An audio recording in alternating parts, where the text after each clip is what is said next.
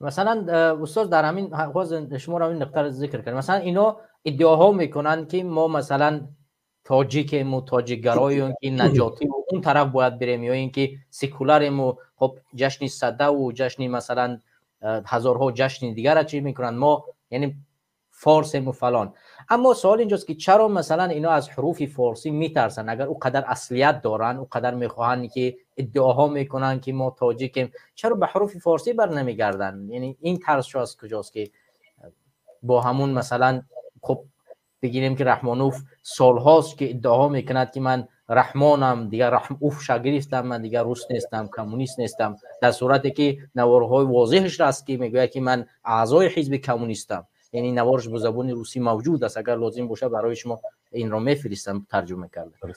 ایشان این حرف زدن، اما عین حال 34 سال میشه تقریبا گذشت از استقلال کشور، ولی تا الان میبینیم که زبان همون حروف سریلیکی است و هیچ تغییراتی در اون چیزی که ما بر بگردیم به اصالت خویش وجود نداره.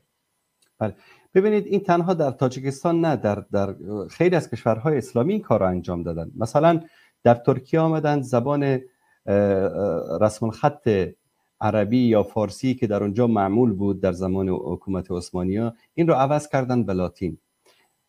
در تاجیکستان و آسیای میانه کلا این کار رو انجام دادن، تبدیل کردن به زبان روسی. در پاکستان تبدیل کردن به انگلیسی. در خیلی از کشورها این کار رو انجام دادن. هدف چی بود؟ هدف این بود که ما رو از تاریخمان ببرن. امروز یک جوان تاجیک نمیتواند صحیح بخاری را بخواند، در حالی که 100 سال پیش زبان عربی زبان رسمی بود در این مناطق. شما 100 سال پیش مکاتبات امیر بخارا با پادشاه افغانستان، با پادشاه کشورهای مختلف، با دولت عثمانی، مکاتباتشان به زبان عربی بود. یعنی زبان رسمی این خطه که امروز ما انقدر فارس هستیم، تاجیک هستیم، افغان هستیم، زبان رسمی ما زبان عربی بود. ببینید زبان عربی یک زبان مشترک بین مسلمان هاست.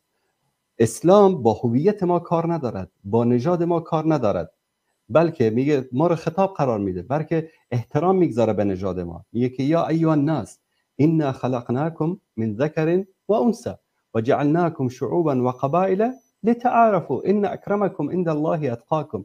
معیار رو الله متعال تقوا قرار داده، اما به نژاد من، به زبان من، به قوم و قبیله من هرچی میگذاره احترام میگذاره، بد نمیگه. اما اگر من روزی بیام تعصب خود را برتر از دیگر بدانم، در اون صورت میگه که هیچ عربی بر هیچ عجمی افضلیت ندارد. عرب امروز نمیتونه بگه که چون زبان ما زبان قرآن است، چون پیامبر صلی الله علیه و سلم از عرب است، من از بقیه انسانها برتر هستم. اسلام میزنه در سرش، میگه ساکت شو، ان اکرمکم عند الله اتقاکم. پیامبرم در روز صلی الله علیه و آله و سلم در حجۃ الوداع گفتن که هیچ عربی بر هیچ عجمی، هیچ عجمی بر هیچ عربی برتری ندارد، هیچ سیاهی بر هیچ سفیدی، هیچ سرخی بر هیچ سفیدی، یا برعکس هیچ کس بر هیچ کس برتری ندارد مگر به تقوا. لکن اینا چیکار کردن؟ اینها آمدن این رابطه ما رو با گذشته ایمان بریدن، حد کردن.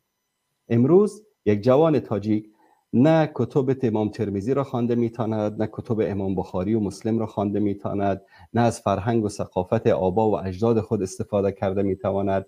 چند تا کتاب‌های تاریخ و کتاب‌هایی که علمای 100 سال پیش ماوراءالنهر نوشتن، چند تاش امروز به تاجیکی ترجمه شده است؟ چند تا از این کتاب‌ها رو شما میتوانید بخوانید، یا بقیه جوان‌های تاجیک، الا کسانی که رفتن یاد گرفتن عربی یا فارسی، تعداد انگشت شمار، بقیه میتوانن آن فرهنگ و آن تاریخ را بخوانن، اطلاع پیدا بکنن. هدف از بریدن ما از تاریخ ما این بود که اولا نسلی رو تربیت بکنن که هیچ ارتباطی با گذشتگان خود ندارد، هیچ ارتباطی با مجد و عظمت سابق و تاریخ خودش ندارد. یک نسل جدید، یک کسی که اگر بخواد مطالعه بکند باید برد کتابای روسی بخواند، اگر بخواد تاریخ بخواند برد به زبان روسی بخواند.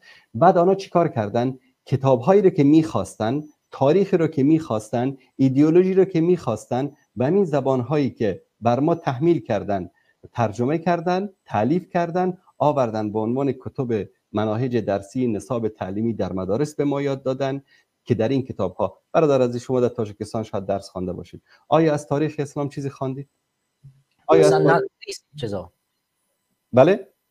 نیست این چیزا تاریخ اسلام چرا اصلا نیست؟ مثلا در کتاب زبان ما مثلا وقتی که ما زبان ادبیات میخونیم در بیشتری چیزهایش که چی آورده میشود مثال آورده میشود خب دیگه از زردوشت و بعد این طرف آوردگی از دیگر یعنی اصلا حتی از این سلسله های حتی از این حکومت هایی که مجد و عظمتی که در آسیای میانه و مناطق خراسان بود، مثلا از سلجوقیان، از غزنویان، از خوارزمشاهیان، از اینا برای ما نمیگن.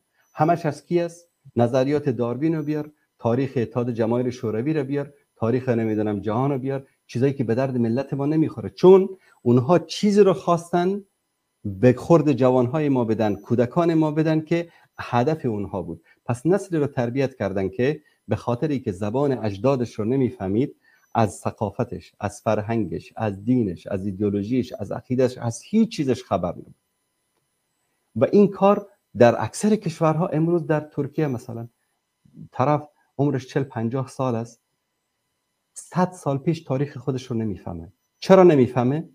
چون که کتاب ها زیاد، یعنی الان در کتابخانه عمومی استانبول بروید شما بیش از 15-20 هزار کتاب دستنویس مخطوط است.